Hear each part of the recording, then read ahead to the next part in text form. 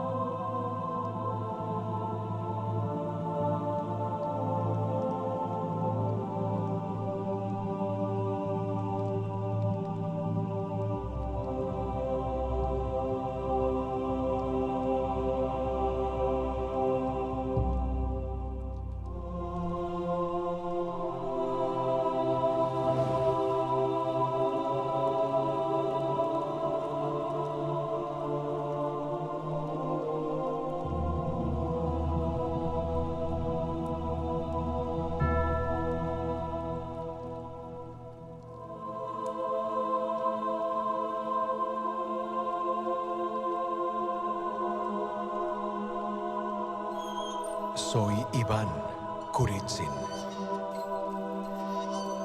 Oh, cuánto valor necesito para morir una muerte noble. Moriré por mi fe, por la verdad que amé. Moriré por lo que creí y enseñé, conforme a las Sagradas Escrituras, el Antiguo y Nuevo Testamento. Moriré por haber observado el séptimo día de la semana como el santo sábado de Dios.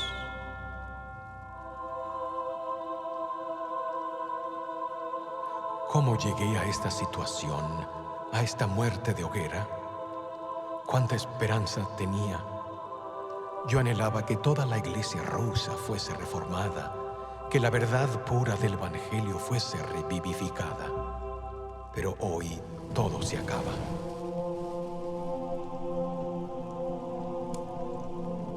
Ahí está Iván III. No podía perderse esto. Antes era nuestro amigo. ¿Qué estará pensando hoy? Allí veo a Elena y a Dimitri, los subotniks, o guardadores del sábado como yo, la propia nuera del zar y su nieto. ¿Qué será de ellos? ¿Los quemarán también?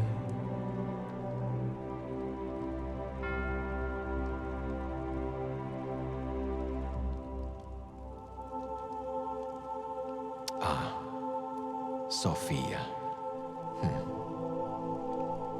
Hoy se sentirá feliz. Se nos opuso desde el mismo principio.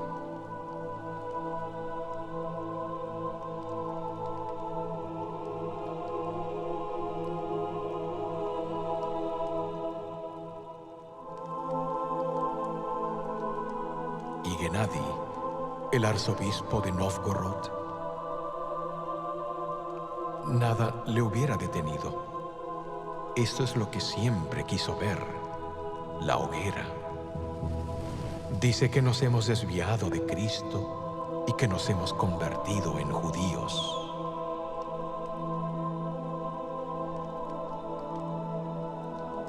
Pero yo soy cristiano y muero hoy por amor a Cristo y a su palabra.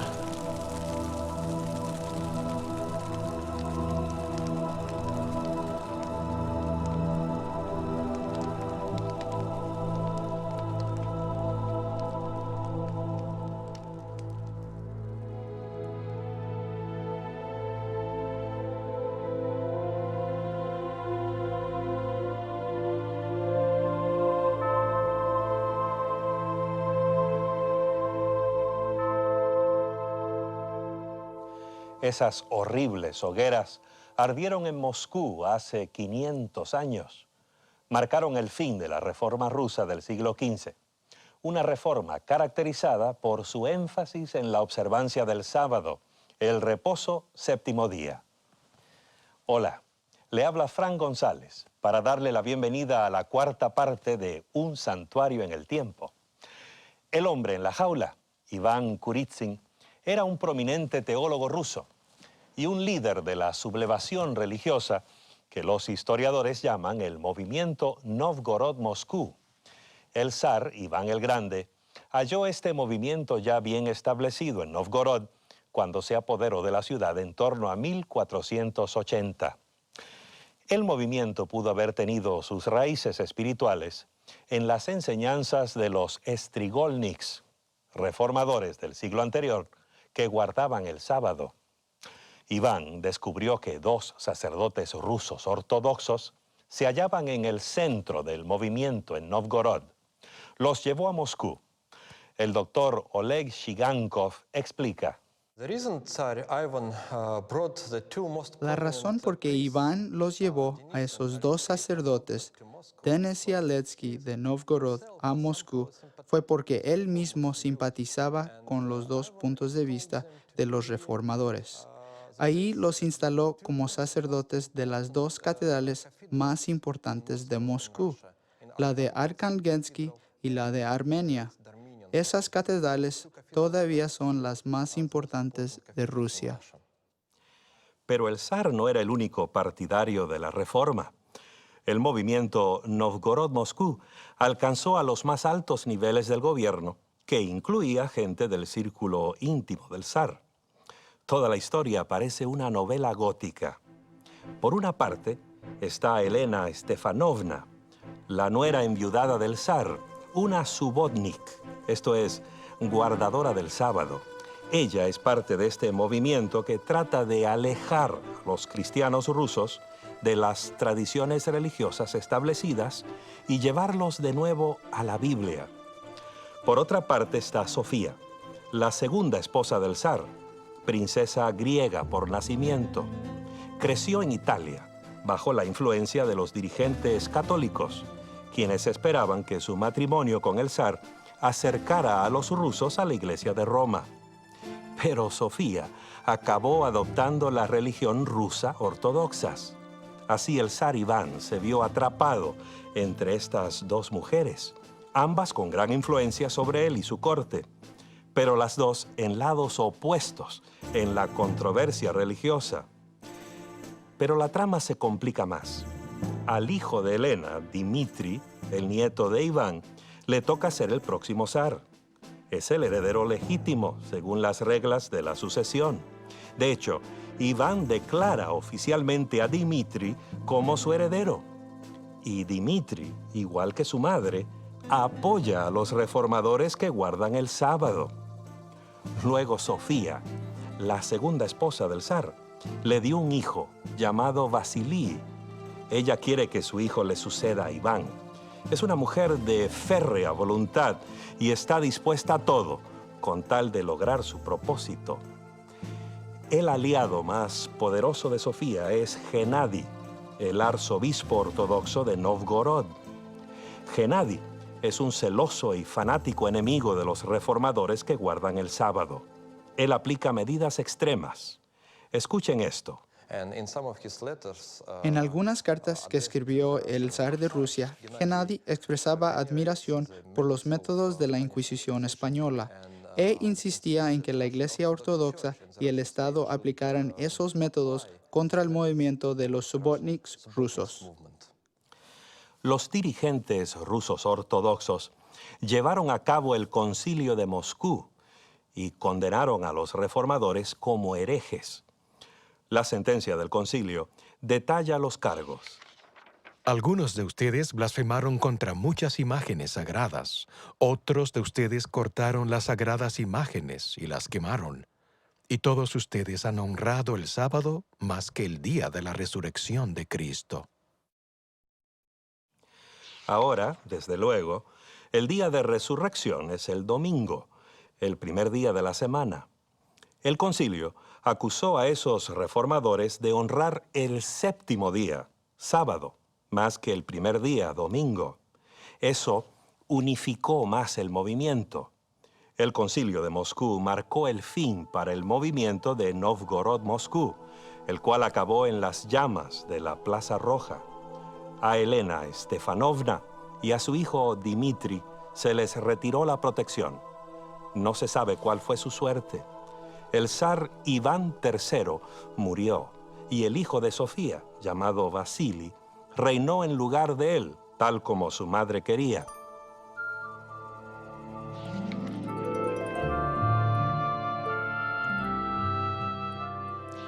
A principios del siglo XVI, el reino musulmán de Adel atacó el imperio cristiano de Etiopía. Se trataba de la Yihad, una guerra santa musulmana, apoyada por los poderosos turcos otomanos. Dominó vastas regiones del país, aplastando a las fuerzas etíopes. Desesperado, el emperador pidió ayuda a Portugal. Pasaron largos y difíciles años y finalmente en 1541 llegaron tropas portuguesas a la costa de la actual Eritrea. Cristóbal da Gama, hijo del famoso navegante Vasco da Gama, iba al mando de una banda de 400 mosqueteros. Su misión era rescatar la Etiopía cristiana. Fue un esfuerzo costoso. En la primera batalla, los portugueses sufrieron grandes pérdidas. El mismo da Gama fue capturado y decapitado por el comandante musulmán. Por fortuna, con la ayuda de la fuerza portuguesa sobreviviente, el emperador Claudio rechazó a los invasores en 1543, acabando con la amenaza musulmana. Pero pocos años más tarde, surgió una nueva amenaza para el cristianismo etíope, cuando los misioneros jesuitas llegaron tras las tropas portuguesas. Arrostrando privaciones, tortura y muerte en el continente africano, esos jesuitas se dedicaron a llevar a la iglesia etíope al redil católico romano. Pero había grandes diferencias entre la iglesia ortodoxa etíope y la iglesia católica romana. Entre ellas, una de las mayores era que los etíopes observaban el reposo del séptimo día, una práctica que databa de por lo menos 1000 años antes. Aún así, los misioneros jesuitas persistieron. Por fin, el emperador Sucenios abrazó la religión católica y profesó su adhesión al Papa. En 1622, proclamó el catolicismo como la religión oficial de su imperio. Alfonso Méndez, un sacerdote jesuita, llegó al África como el nuevo patriarca de la iglesia etíope. Estaba ansioso de borrar las tradiciones de la iglesia etíope, especialmente el descanso del sábado.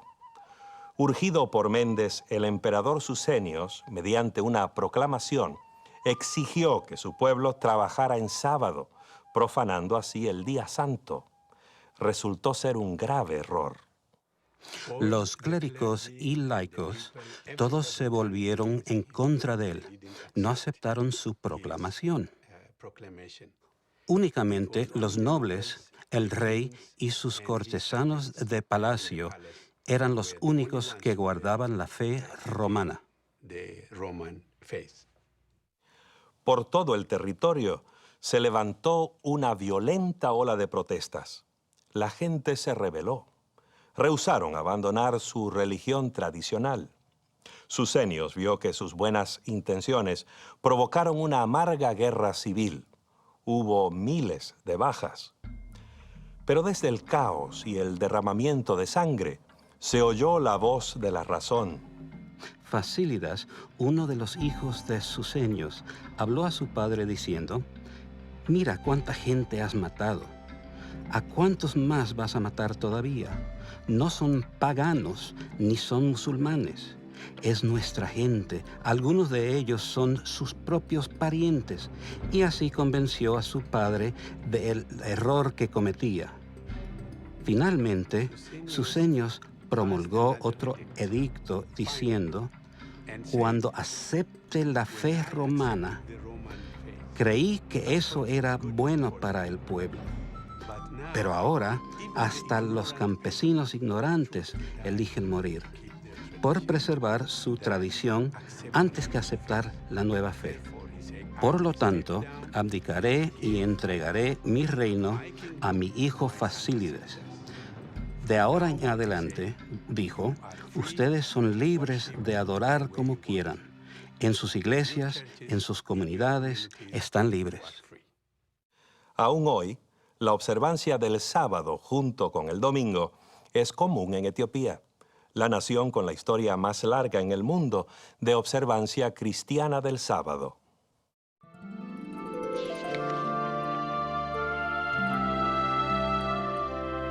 Imagínese, una mañana despierta usted sobresaltado por los policías que tocan a su puerta. Le ponen esposas, lo meten a un carro policial y lo llevan a la cárcel sin decirle por qué. Además, confiscan todas sus pertenencias y le quitan los ahorros de toda su vida. Usted pasa meses en una celda solitaria, preguntándose por qué lo han encarcelado. De vez en cuando los guardias lo llevan para que unos detectives lo interroguen, pero el proceso es muy extraño. Ellos quieren que usted les diga por qué ha sido arrestado. Le dicen que hay 7 u 8 testigos en contra suya, pero no dicen quiénes son. Ellos quieren que usted también adivine eso. A veces lo someten a torturas. Usted trata de imaginar quién lo habrá acusado de cualesquiera crímenes que se suponga que usted haya cometido. Y luego comienza a decir nombres, esperando que sean los que ellos quieren. A veces prometen que lo van a soltar, pero solo si coopera. En último caso, usted comienza a inventar cosas y confiesa crímenes que nunca cometió, esperando satisfacerlos. Después de un año más o menos, lo llevan a la corte, junto con otros prisioneros. A algunos de ellos se les asignan sentencias leves, a otros se los condena a cadena perpetua, a otros aún se los aplica la pena capital. ¿Qué le tocará a usted? Quizás esta descripción le provea un atisbo de lo que significaba vivir bajo la infame Inquisición, esquema diabólico concebido para identificar y eliminar a los disidentes religiosos. La Inquisición europea en la Edad Media tenía su propia lógica, su propia justificación. La primera justificación era que esta vida es mucho menos importante que la vida venidera. Y por tanto, si se quitaba la vida terrenal a una persona por causa de su alma inmortal, se le hacía un favor a dicha persona. La otra lógica de la Inquisición, sea también dicha, no era tanto el dar sentencia de muerte, normalmente en hoguera, sino rescatar al individuo persuadiéndolo a volver al seno de la Santa Iglesia Madre. El Papa Gregorio IX estableció la Inquisición medieval el año 1231 para proteger el mundo católico de los herejes y rebeldes religiosos. La Inquisición era una operación muy bien organizada y combinaba los poderes de la Iglesia y del Estado. Era un arma letal, en fin, daba resultado.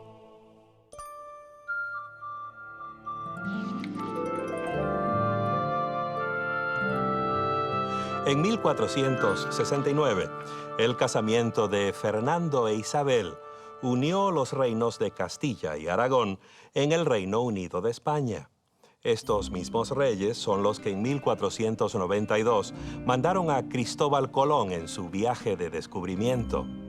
Dichos reyes eran católicos militantes. De hecho, se los llama los reyes católicos. Pero tenían que reconocer que su España no era tan católica como ellos querían que fuese.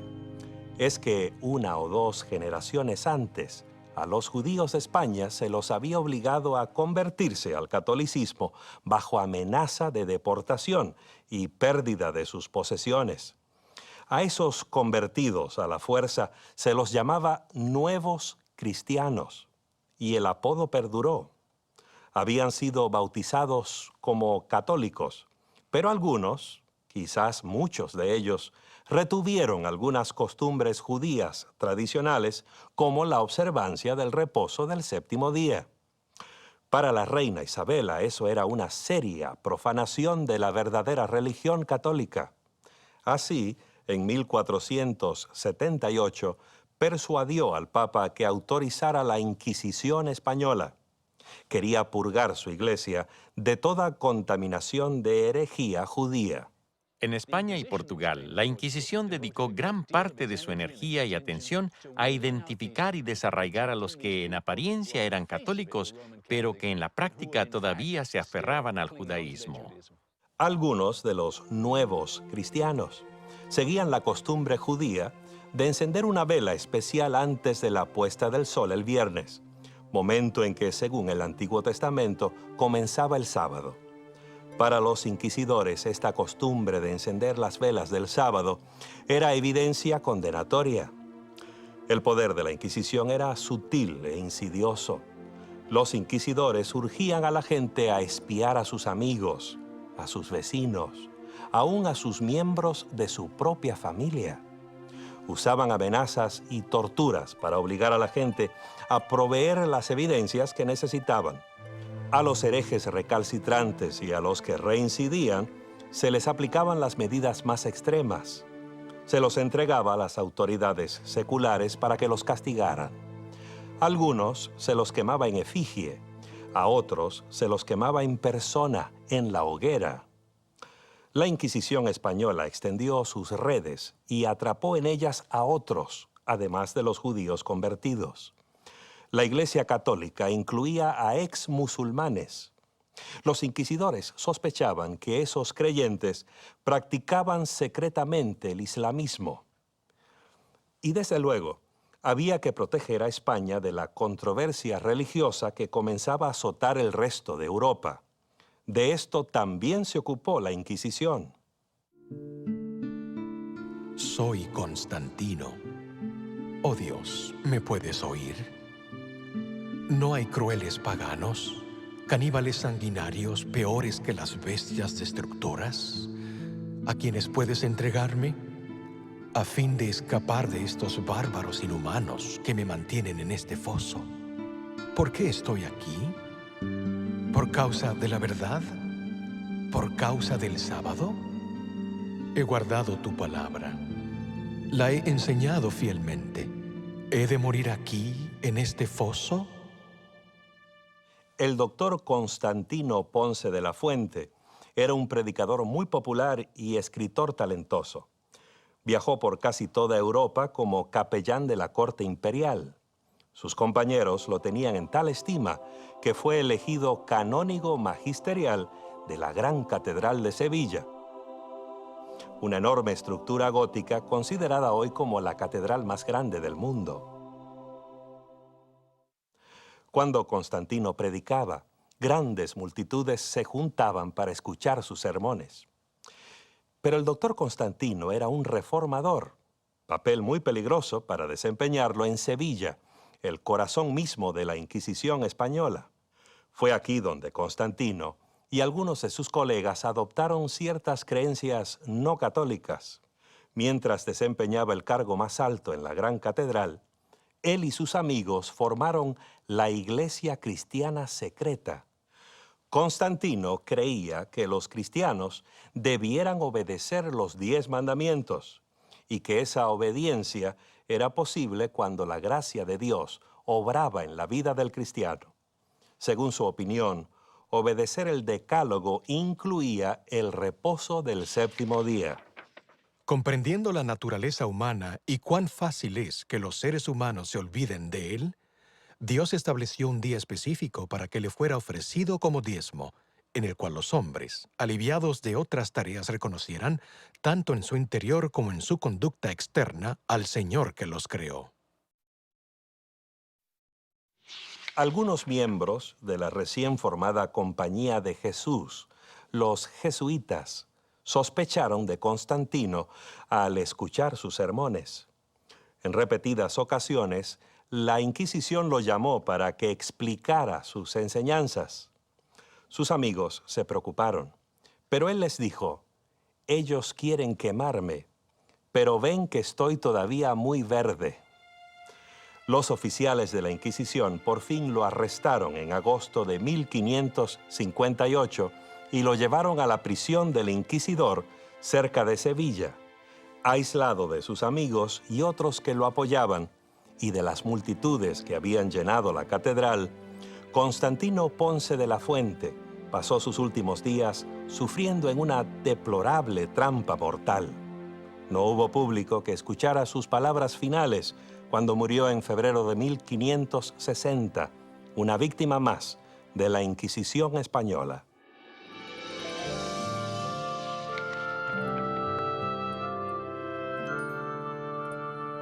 Como España, la nación vecina Portugal también necesitaba una solución para el problema de los nuevos cristianos. En ese país la Inquisición comenzó en 1536 y no terminó sino hasta bien entrado el siglo XIX. Sus 300 años de tiranía y opresión estuvieron marcados por inconcebible crueldad y violencia. Algunos registros que sobreviven hoy incluyen largas listas de víctimas, descripciones meticulosas que documentan las tragedias humanas en resúmenes fríos y breves. Uno de los capítulos más siniestros de esta Inquisición se escribió lejos de Portugal, en el extremo oriente de India. ¿Cómo habrá llegado la Inquisición allá? Veamos. A fines del siglo XV, Vasco da Gama había navegado por el extremo sur de África hasta la India, abriendo la ruta marítima desde la costa atlántica de Europa hasta el oriente. El gobierno portugués rápidamente se adjudicó derechos sobre ciertas porciones claves de la India. Era un nuevo mundo de oportunidades. Al final, muchos nuevos cristianos emigraron allá, esperando hallar una nueva vida lejos de los inquisidores. Los conversos, o más exactamente en portugués, os novos cristãos, abandonaron Portugal con destino a la India, principalmente en los años 1530 y 1540, mayormente por razones religiosas. En 1542, Francisco Javier, uno de los primeros misioneros jesuitas, llegó a Goa, en la costa occidental de la India. Su propósito era evangelizar a los pueblos orientales. Pronto descubrió problemas entre la creciente población católica de la región. San Francisco Javier escribió una carta a sus compañeros sacerdotes, los jesuitas, diciendo que se debiera establecer la Inquisición en el Oriente porque allí había algunos que pretendían ser católicos, pero interiormente eran judíos o musulmanes. Javier murió en 1552, pero su pedido por una Inquisición en el Oriente no murió con él. En 1560 llegó a la India la Inquisición portuguesa y se estableció en Goa. Persiguió específicamente a los cristianos que rehusaban trabajar en el día sábado y que observaban el reposo desde el viernes a la puesta del sol, como enseñaba la Biblia. Obviamente la mayoría de los acusados era de origen judío. La excepción era la gente del Oriente que no tenía raíces judías, pero que aún así observaba el sábado. Puede ser que esos guardadores del sábado, que no procedían del judaísmo, sean una evidencia de que había cristianos hindúes que habían observado el sábado durante siglos, cuyas costumbres sabáticas se remontaban a las primeras iglesias cristianas establecidas en la India. Esos creyentes locales no eran siquiera católicos, ni podían ser llamados nuevos cristianos. Pero ese hecho no los protegió del largo alcance de la Inquisición de Goa.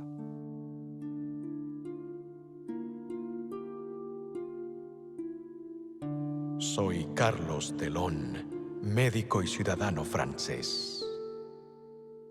¿Por qué estoy aquí, prisionero de la Inquisición? He sido acusado falsamente y detenido sin razón válida. Las acusaciones en mi contra son inventos de mis enemigos. Yo no soy hereje. Sin embargo, he perdido la esperanza de salir de aquí. Mi único escape es la muerte. He tratado de suicidarme más de una vez. Quieren que confiese, pero ¿confesar qué? He confesado una y otra vez, pero quieren más. Por lo menos, no soy uno de los cristianos nuevos a quienes ellos realmente persiguen. Y yo, en realidad, no soy afortunado. Estoy aquí, atrapado aquí, como ellos, y mi fin es tan incierto como el suyo. Sabemos detalles del caso de Carlos de Jon, porque más tarde él lo detalló por escrito. Acusado solo de ofensas triviales, lo mantuvieron preso 2 largos años antes de su juicio. Sus jueces lo expulsaron para siempre de la India y lo sentenciaron a 5 años de trabajos forzados en los astilleros de Lisboa. Tuvo más suerte que muchos. Sus amigos franceses intervinieron en su favor y el inquisidor general le concedió libertad antes que se cumpliera el plazo. En 1677 volvió sano a Francia, donde comenzó a escribir acerca de su pesadilla como víctima de la Inquisición. En su relato dice que la mayoría de los muertos en la hoguera por judaizar no eran judíos, sino cristianos que guardaban el sábado. De 100 personas condenadas a la hoguera por su judaísmo, hay apenas 4 que a su muerte profesaban esa fe. Los demás gritan y protestan hasta su último suspiro, diciendo que son cristianos y lo han sido toda la vida. En 1684, Carlos de Jon publicó su relato de la Inquisición en Goa. El libro revela los operativos de la Inquisición portuguesa desde el punto de vista de la víctima, y no es un cuadro bonito.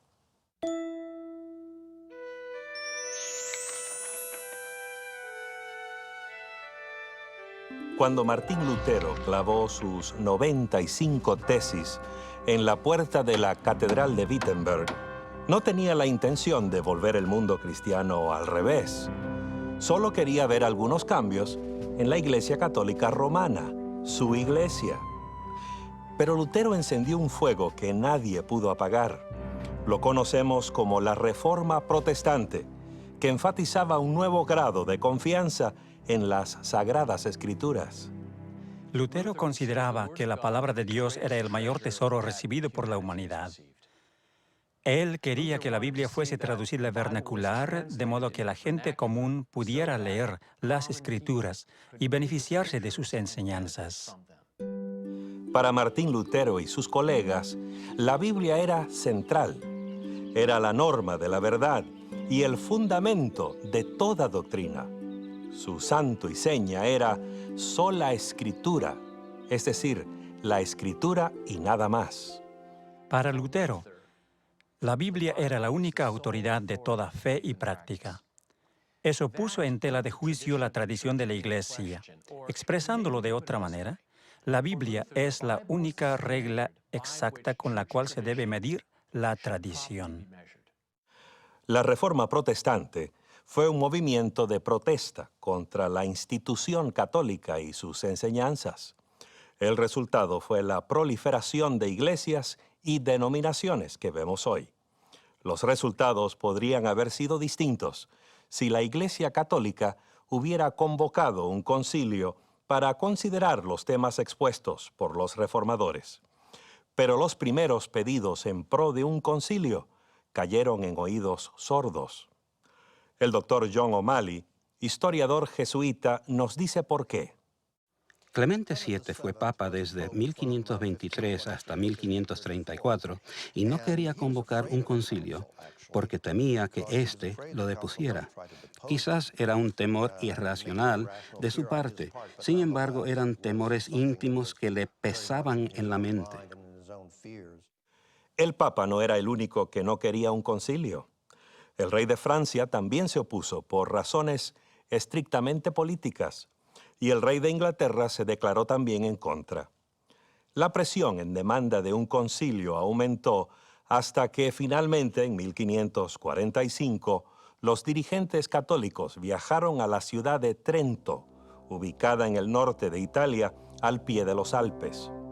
Durante los siguientes 18 años, el Concilio de Trento deliberó sobre los temas más críticos que la Iglesia Católica afrontara hasta entonces. El primer punto que el concilio debió resolver era lo que se puede llamar el problema de la autoridad, esto es, la Biblia versus las tradiciones. Gaspar de Fosso, arzobispo de Reggio Calabria, afirmó la posición establecida de la Iglesia al denunciar a los protestantes que rechazaban la supremacía católica. Los herejes de esta época están tratando de derribar la autoridad de la Iglesia. Pretenden hacer de las Sagradas Escrituras el fundamento de su fe. Pero es la Iglesia, después de todo, la que tiene autoridad sobre las Escrituras. Es la Iglesia la que nos señala las Escrituras y declara su origen divino y nos las explica fielmente cuando son difíciles de entender. El Concilio de Trento declaró que la autoridad de la Iglesia descansa sobre dos columnas, no solo en las Escrituras, sino en las Escrituras y en lo que el Concilio llamó tradición. Es la autoridad descendida, la fe provista por los apóstoles, el pilar que está a la par de las Escrituras para sustentar la autoridad magisterial de la Iglesia Católica. El decreto de Trento, en este punto de la autoridad, comienza diciendo que la fe de la Iglesia y la práctica de la Iglesia se basan en la enseñanza y predicación de Cristo y los apóstoles. Y esto ha llegado a nosotros en dos formas: la tradición escrita, como es el caso de las Sagradas Escrituras, y las tradiciones orales que se remontan a la época de los apóstoles.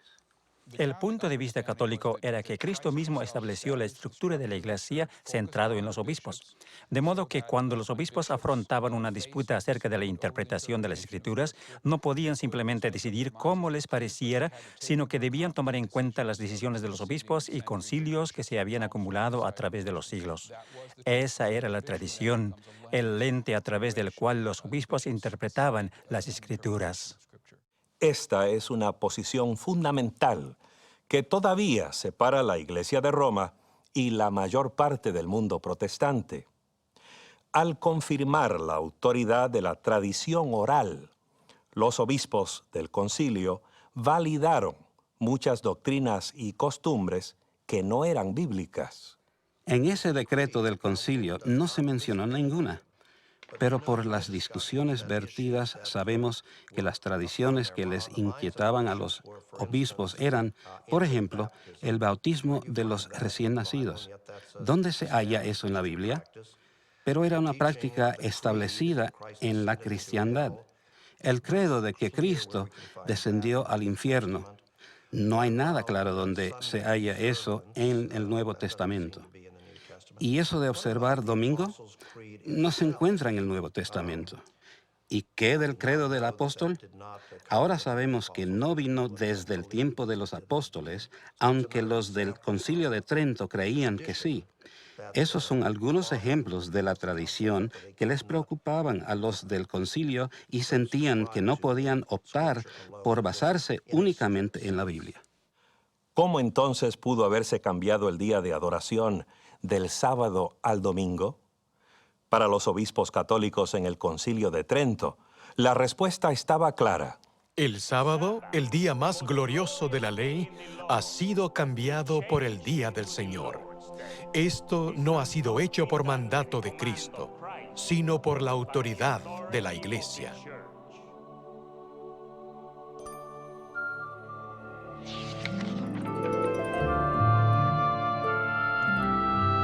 Anabautista es un nombre que hizo hervir la sangre de católicos y protestantes en el siglo XVI. Se aplicaba a quienes no creían en el bautismo de bebés, que era una práctica general entre los cristianos de ese tiempo. Los anabautistas creían que el bautismo era solo para los adultos que comprendían y aceptaban el mensaje del Evangelio. Desde el mismo comienzo del movimiento anabaptista en 1525, tanto las autoridades católicas como protestantes lo consideraban una amenaza al orden civil del Estado.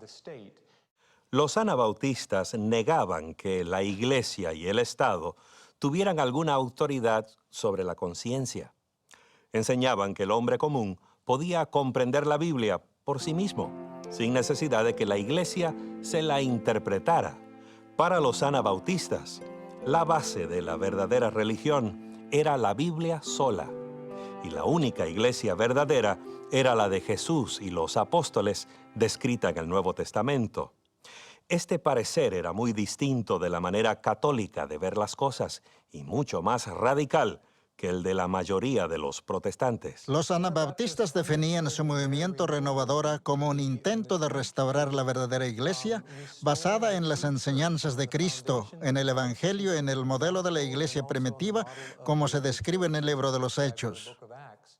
Algunos historiadores consideran que Andrés Bodenstein von Karlstadt fue el precursor del movimiento anabautista.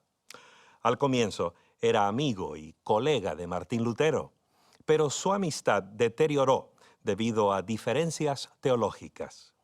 Ambos creían que era necesario usar las Escrituras. Según Lutero, se podía agregar cualquier cosa que no contradijera las Escrituras. Según Karlstadt, no se debía añadir nada a las Sagradas Escrituras. De modo que Lutero aceptaba cualquier cosa que la Biblia no rechazara o prohibiera específicamente. Karlstadt, por su parte, aceptaba solamente lo que la Biblia enseñaba específicamente y nada más. El estudio de la Biblia lo llevó a Karlstadt a aceptar el sábado bíblico y su significado espiritual. Esto es lo que dijo. Guardar el sábado tiene doble objetivo. En obediencia a Dios debemos descansar en paz y orar a Dios en procura de la santidad y esperar recibirla. Este reposo se efectúa cuando el hombre reconoce que la fuente de toda santidad es Cristo y que debemos ser santos como Dios es santo. Cuando habla del sábado, tiene en mente una especie de reposo interno en contraoposición u oposición al reposo externo. Está más interesado en el sábado interno, que significa el descanso de Dios internamente. Podría llamarse una santificación interior. Eso es su mayor interés.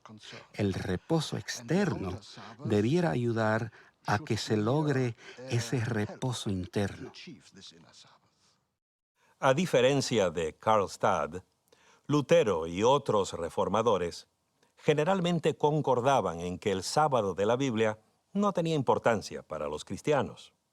En cambio, promovían el domingo, no como reposo, sino como celebración de la resurrección de Cristo.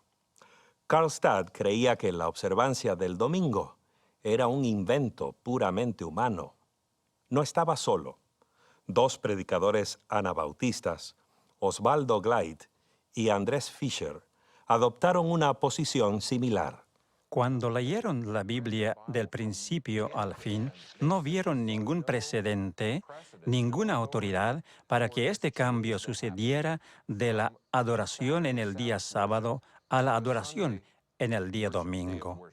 Fue en Silesia, suroeste de Polonia, que Gleit y Fischer comenzaron a predicar y enseñar acerca del sábado del séptimo día. Era una región con muchos anabautistas, y ambos tuvieron mucho éxito, estableciendo grupos de guardadores de sábado. Sus argumentos, lógicos y claros, eran muy convincentes, tales como: los 10 mandamientos son la base de la ley moral. Por tanto, el sábado del cuarto mandamiento es parte de la ley moral que los cristianos deben obedecer. No son 8 ni 9 mandamientos, decían, sino 10. No podemos decir que hay que obedecer a algunos de ellos e ignorar otros. También aseveraban que el mismo Jesús guardó el sábado. Los apóstoles y los padres de la iglesia enseñaron la observancia del sábado del séptimo día. Fueron el Papa Víctor y el emperador Constantino quienes introdujeron a la iglesia el culto en domingo. Por otra parte, el mismo Dios estableció el culto en sábado. Debemos guardar el sábado, decían ellos, por amor a Dios. Ni Glyde ni Fisher morirían de muerte natural. Glyde terminó arrestado, llevado a Viena, encarcelado, torturado y por fin ahogado en el Danubio, un destino típico para un anabautista. La historia de Fisher es un poco distinta. En 1529, Andrés Fisher y su esposa estuvieron en Eslovaquia predicando entre los mineros, por lo que fueron arrestados y llevados al castillo de Chichua, donde, habiendo sido arrestados en mayo, se los mantuvo en una mazmorra hasta agosto, cuando se le hizo algún tipo de juicio. Ambos fueron condenados a muerte, la esposa a ser ahogada y Andrés Fisher a ser ahorcado. Entonces sacaron a la esposa de la cárcel y la ahogaron. En la ejecución de Andrés Fisher sucedió algo extraño. Lo colgaron de la torre del castillo. Al parecer quedó colgado de la cuerda durante horas, pero no murió. Quizá la cuerda se rompió o sus amigos la cortaron. El registro de lo sucedido no está claro. Lo que sí está claro es que Andrés Fisher sobrevivió. Después de escapar misteriosamente o milagrosamente de la ejecución, Fisher trabajó otros 10 años como pastor itinerante. Estuvo en Moravia, en Bohemia y en Eslovaquia, y parece haber viajado haciendo un circuito durante los siguientes 10 años. En 1540, Andrés Fisher fue capturado y arrastrado al castillo de Krasnaorka, en el actual sur de Eslovaquia. Esta vez no hubo juicio, ni escape, ni sobreviviente.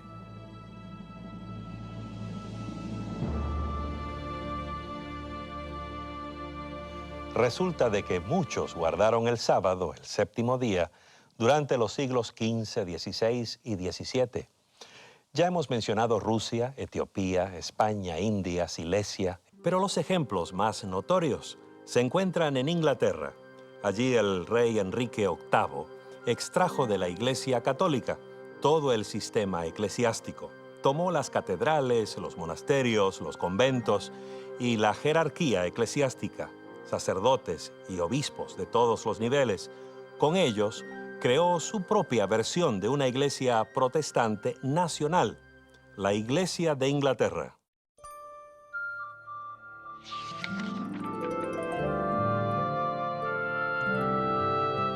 Ocho personas murieron y resultaron muchos heridos cuando se desplomó una tribuna en Paris Gardens, cerca de Londres, en enero de 1583.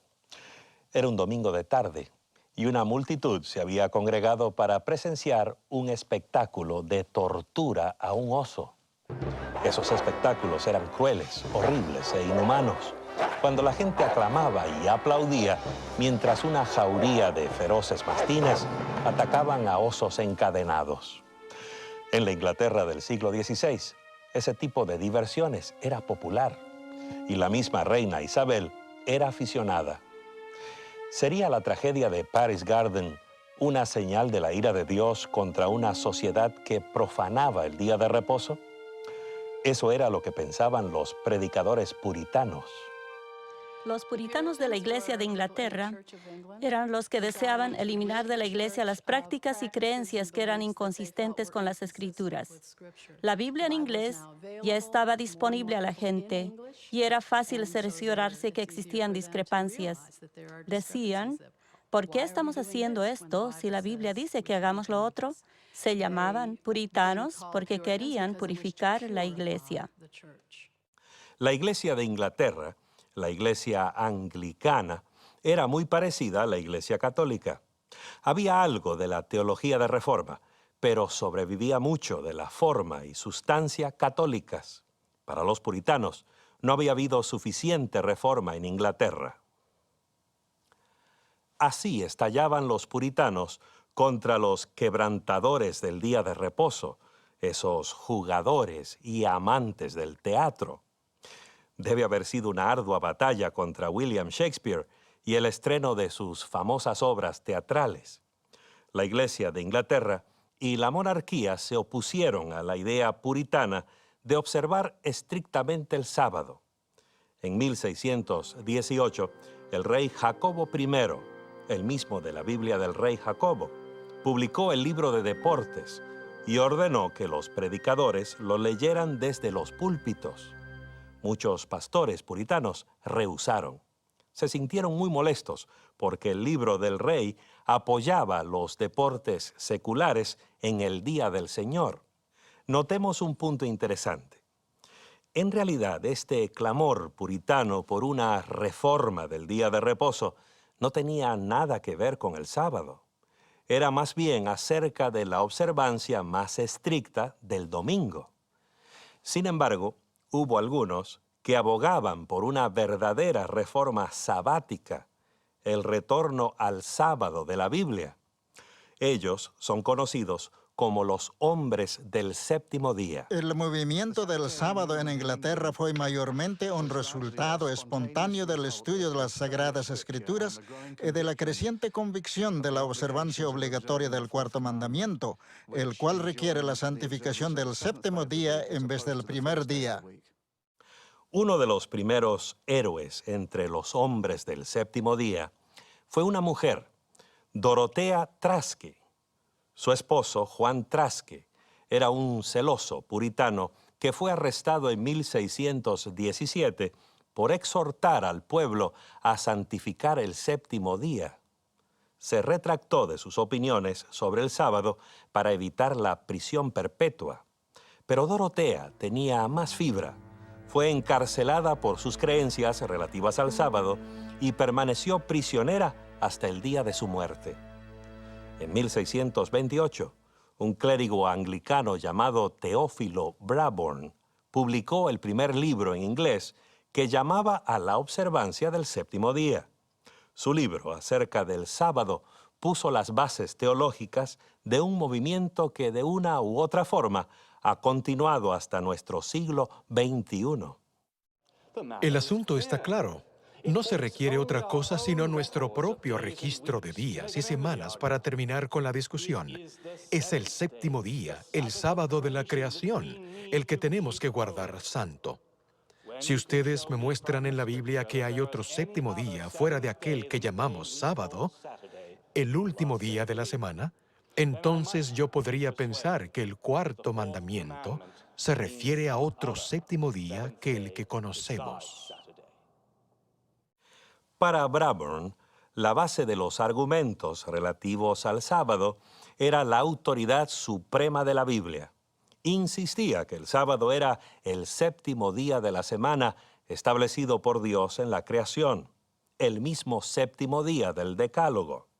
No importa si ustedes guardan como reposo el sábado, el domingo o el lunes, pero si queremos mostrar respeto a Dios y a su palabra, ofrezcámosle el día que Él escogió y no otro.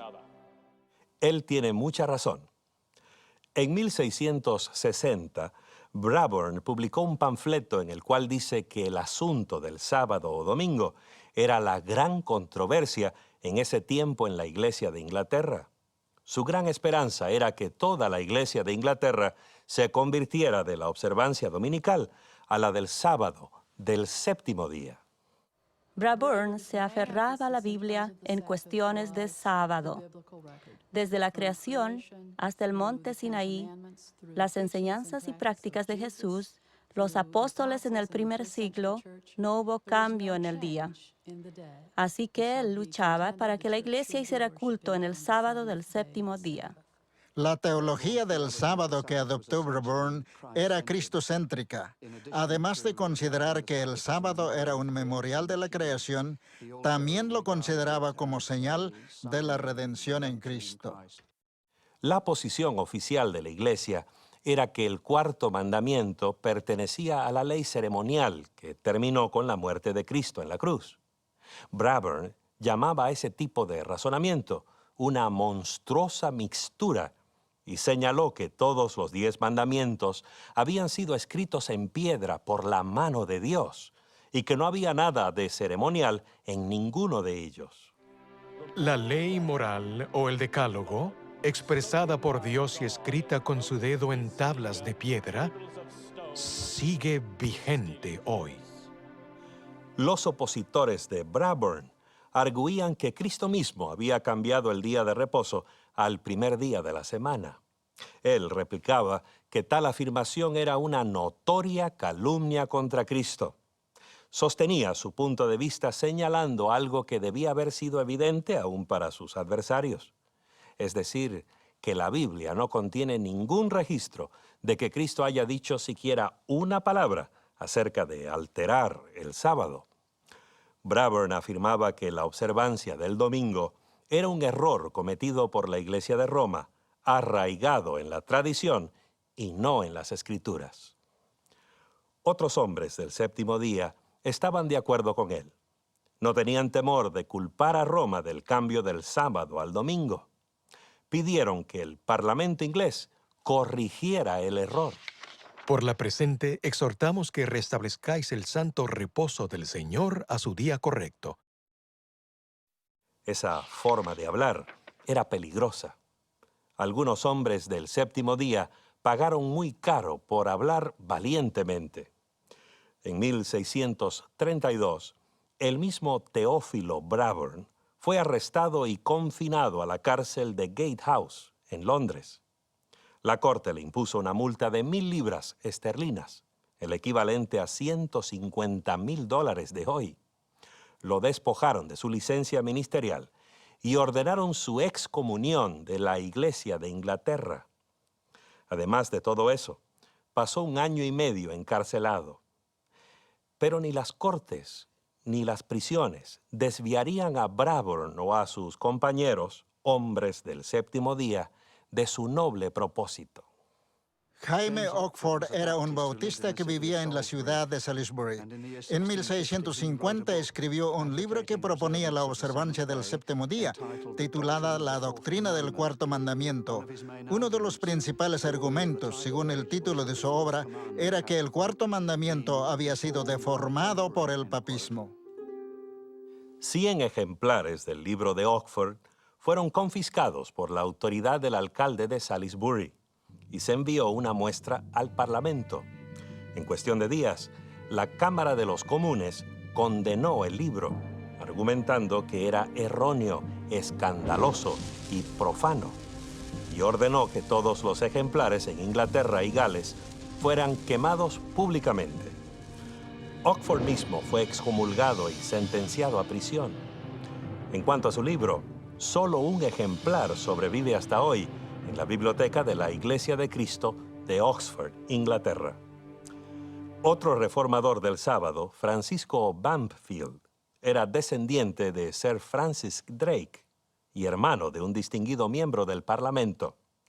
A pesar de ser uno de los más grandes predicadores ingleses de esos días, sus ideas disidentes le causaron su prisión en 1663.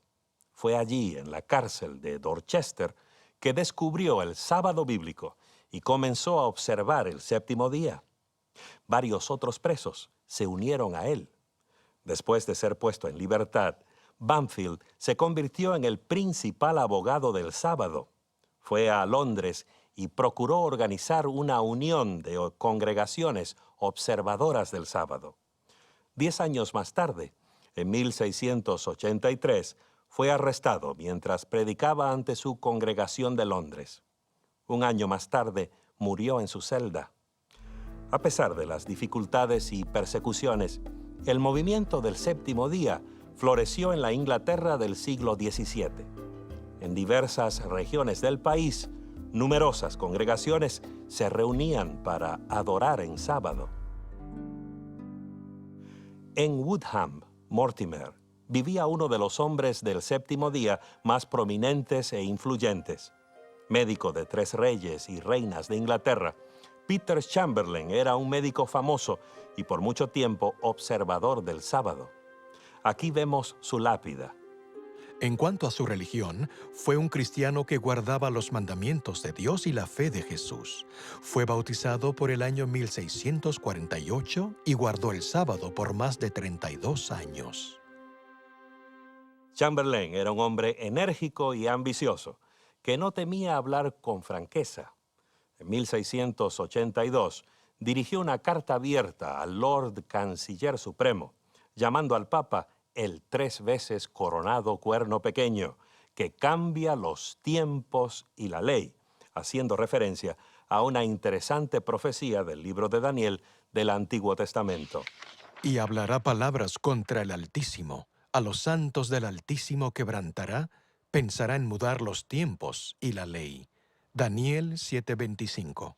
Peter Chamberlain, junto con otros hombres del séptimo día, creía que esta profecía predijo el ataque contra el sábado bíblico por el pontífice romano. ¿Tendrían razón Chamberlain y los demás? Algunos críticos piensan que sus ideas eran imaginaciones de disconformistas furiosos. Por más radical que haya sido su punto de vista, los hombres del séptimo día de la Inglaterra de los siglos XVII y XVIII comenzaron algo que perdura hasta hoy. Los bautistas del séptimo día, sus descendientes espirituales inmediatos, llevaron su doctrina del sábado a través de los siglos y por el Atlántico hasta el Nuevo Mundo. Relataremos su historia cuando volvamos con la quinta parte, el capítulo final de esta producción, Un santuario en el tiempo.